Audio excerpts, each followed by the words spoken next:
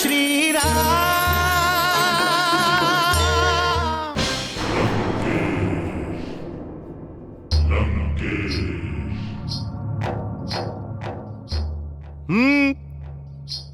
सुंदरी, हमार स्वागत खातिर खड़ा होके की आवश्यकता नहीं खे। बैठ जा सुंदरी।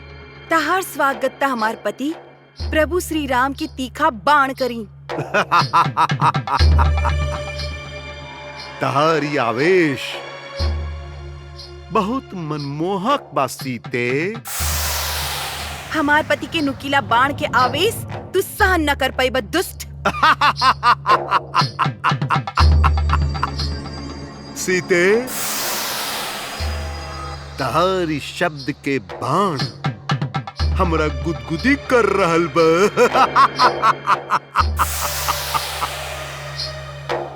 अब तो के राम के दर्शन कबो ना होखी। राम वापस अयोध्या चल जाई या फिर तारा के ढूंढत ढूंढत निष्प्राण हो जाई।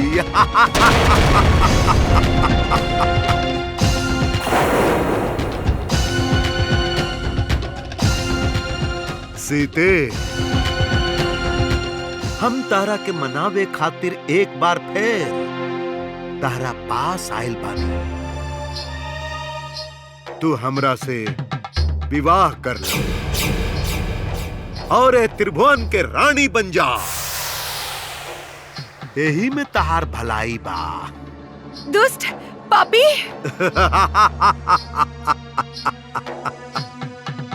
सीते, सुन ले बानी, राम एक पत्नी व्रत ले ले बा, किंतु संभावना बाकी व्रत के तोड़ के पुनः विवाह कर ली और तहरा के त्याग दी। अपन चरित्र से रघुनंदन के चरित्र की तुलना मत करे दुष्ट। हमार प्रभु रघुवीर तरह तरह ना हवे। उना अधर्म करेले ना वचन भंग करेले। उनकर कुदंड धनुष से निकलल हर बार लक्ष्य के भेदन करेला ही करेला। तहरा जितना भी बड़ बड़ बात करे के बा कर ला। जब प्रभु रघुनंदन लंका आई है तब तहार जिहा बोलले भुला जाई। तहार गुप्तचर द्वारा लायल गए समाचार तो तहार ध्यान में बाना। रघुनंदन एक के बाण से 7 ताड़ वृक्ष के एक साथ भेदल कल बाड़े। इस संकेत के समझ ल दुष्ट और उनकर शरण में चल जा। अन्यथा हमार पति आपन एक के बाण से तहार 10 के 10 सिर के धड़ से अलग करके भूमि पर गिरा दी है। सीते,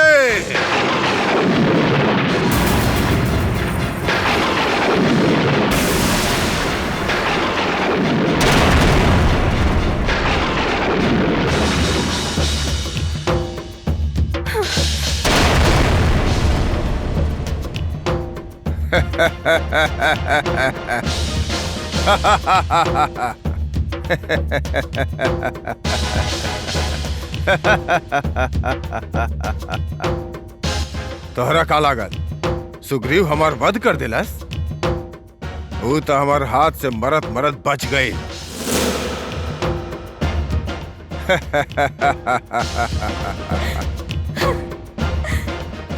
बाली दूसरा के हरावे और मृत्यु देवे खातिर जन्मल बा।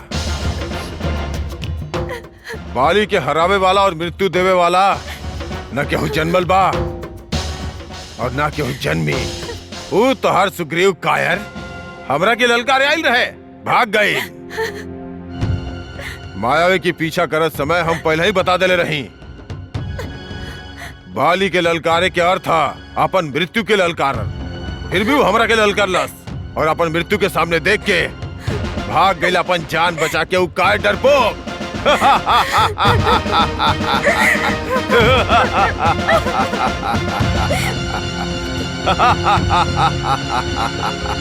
का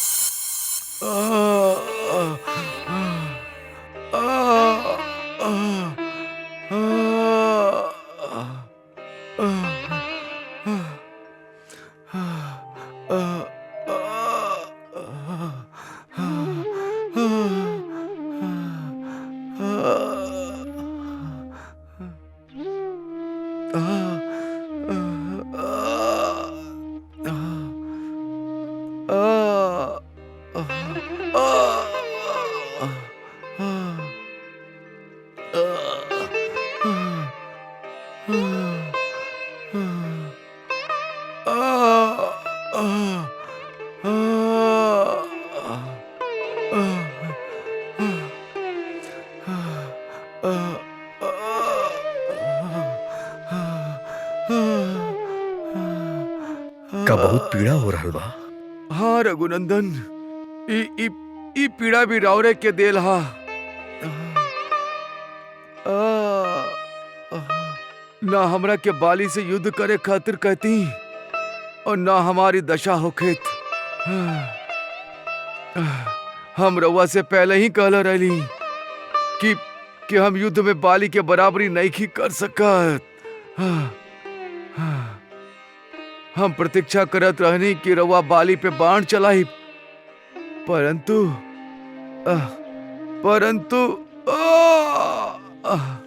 रउआ अधिक बात ना करी, रउआ के कष्ट हुई। हम बाण काहे ना चलैनी एकर कारण पहले सुन ली, फिर हमार दोष होखे तो हमरा दोष अवश्य दिया। हमरा कहला पे रउआ बाली से युद्ध करे गई,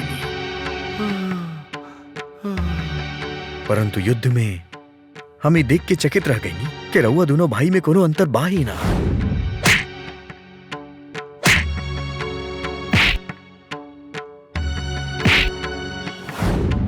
दोनों भाई के एक जैसन शरीर, एक जैसन वेशभूषा, एक जैसन चाल, यहां तक कि आक्रमण करे के ढंग भी एक जैसन रहे। हम बाण चलैती तो केकरा पे चलैती, शत्रु मनती तो हम केकरा के मनती।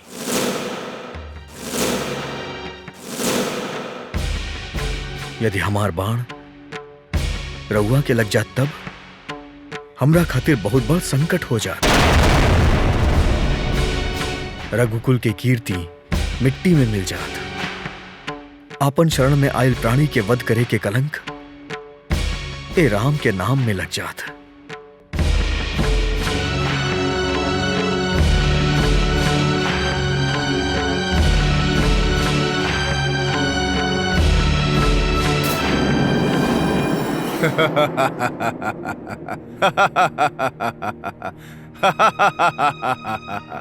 रउआ के देख के हमरा कितना प्रसन्नता हो रहल बा स्वामी।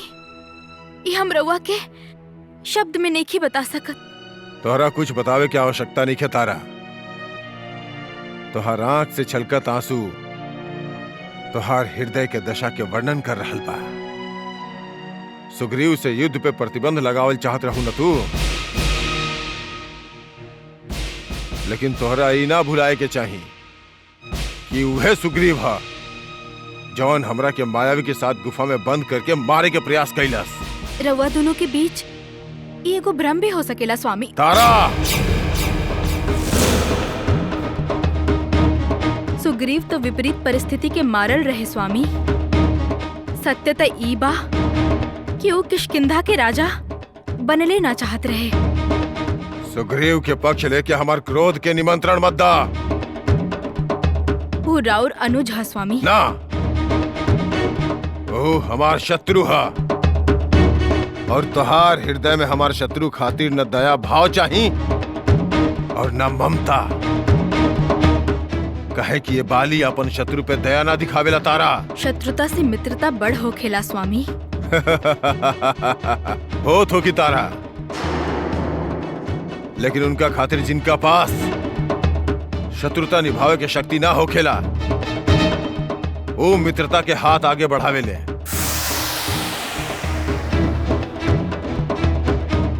शरण में आवे के दूसर नाम मित्रता हा तारा। दया, क्षमा और शांति से रउआ छोट ना हो जाइब स्वामी। दया, क्षमा, शांति, ये सब निर्बल और दुर्बल के ढाल है। हमरा जैसन बलशाली केवल तू बात जानेला। शरण या फिर मरण, हम मृत्यु से ना डराइले। हम मृत्यु से ऐसे ना डराइले काहे कि हम अपन शत्रु के मृत्यु के दर्शन करावे जानी ले। और ये बार हम सुग्रीव के भी मृत्यु के दर्शन करवौले बानी।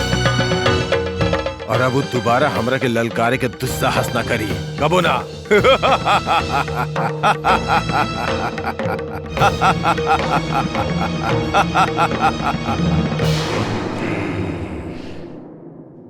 ना मातरी जटा, रघुनंदन पर से हमार विश्वास कभी नहीं खे डगमगा सकत।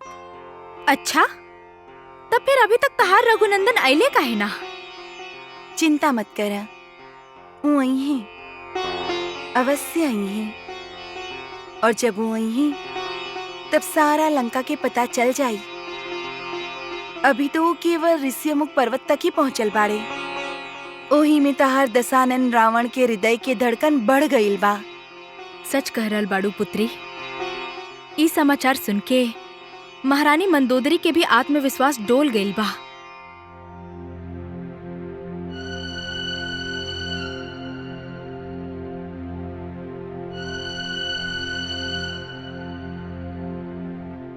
प्रणाम माँ। रघुआ हमरा के बोलौनी? हाँ पुत्र, आवा बैठा।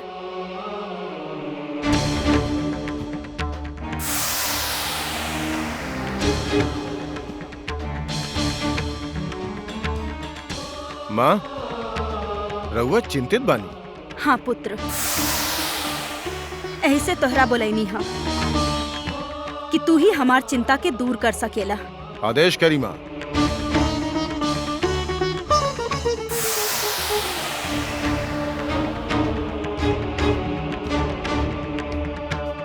सीता के राम के पास लौटा द।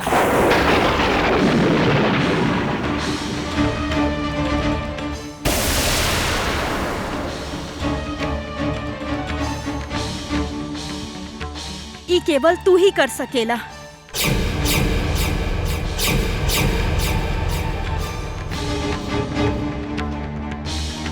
लेकिन हम ऐसा कदापि ना करब। किंतु पुत्र, अभी अभी तक तू हमार चिंता के लेके अपन चिंता व्यक्त कैला ना।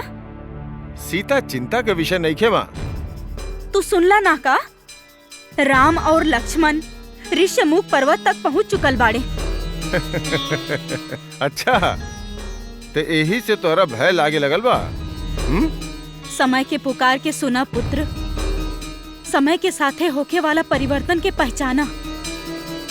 राम अकेले ही खरदूषण जैसन महापराक्रमी के, त्रिसरा जैसन बलशाली के 14 सहस्त्र सेना सहित मृत्यु देले बाड़े। उ महापराक्रमी बाड़े पुत्र, उ महापराक्रमी बाड़े। माँ, का राउर अपन पति के शौर्य, उनकर पराक्रम, उनकर सामर्थ्य पर से विश्वास उठ गइल बा? का रउआ अपन पुत्र के वीरता पे संदेह बा? हमार मन के जाने के प्रयास करा, हमार हृदय के आक्रोश के सुने के प्रयत्न करा पुत्र। हम तोहार पिता दशानन के पत्नी हई, तहार और तहार भाई सबके माई हई। एगो पत्नी के, एगो माँ के हृदय में कौन सा भाई बैठल बा? ओकरा जाने के प्रयास करा पुत्र। अपन मन से भय निकाल दे ही माते। पहली बात तो राम यहाँ तक पहुंची ना, और यदि कोनो प्रकार से यहाँ पहुंचे में सफल हो भी गई तो जीवित ना लौटी। और रउआ सीता के वापस भेजे के बात कर रहल बानी। यदि हम सीता के वापस लौटावतनी तो ई सरासर पिताश्री के अपमान होगी, और हम ऐसा कदापि ना कल चाहत। दशानन रावण के क्रोध के भागी नहीं बनल चाहत हम। सीता अब उनकर अहंकार बन चुकल बिया, और उनकर अहंकार के हम ठेस नहीं पहुंचा सकत। क्षमा चाहता नहीं मां।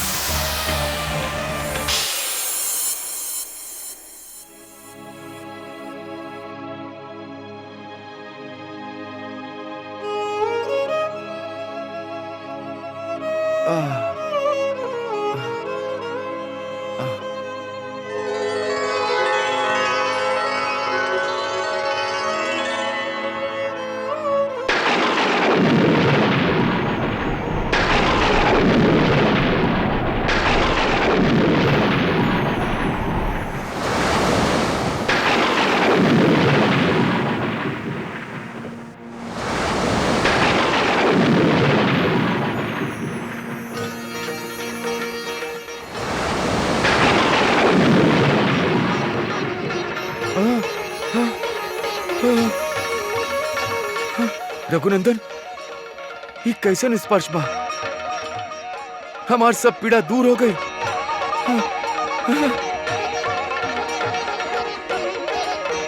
हमार सब पीड़ा दूर हो गई। रघुनंदन, बहुत आनंद आ रहा बा। रघुनंदन, बहुत सुख के अनुभूति हो रहा बा। ये सब हमार प्रभु श्री राम की कृपा है। प्रभु चाहस तो मृत शरीर में भी प्राण फूक देस। हनुमान, हम सांसारिक हई, हमरा सांसारिक ही रहेदा और अलौकिक मत बनावा। ई त मित्र खातिर सद्भावना के प्रभाव हा, ओकरा से अधिक कुछ ना। वानरराज हमार मित्र ही ना, हमार आश्रयदाता भी हवे।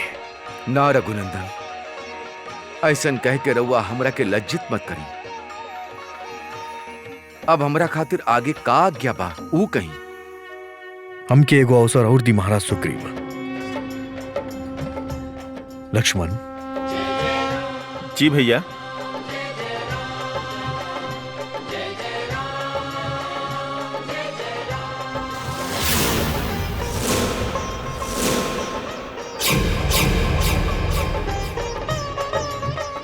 महाराज सुग्रीव, एक बार फिर बाली से युद्ध करिए। जय श्री राम।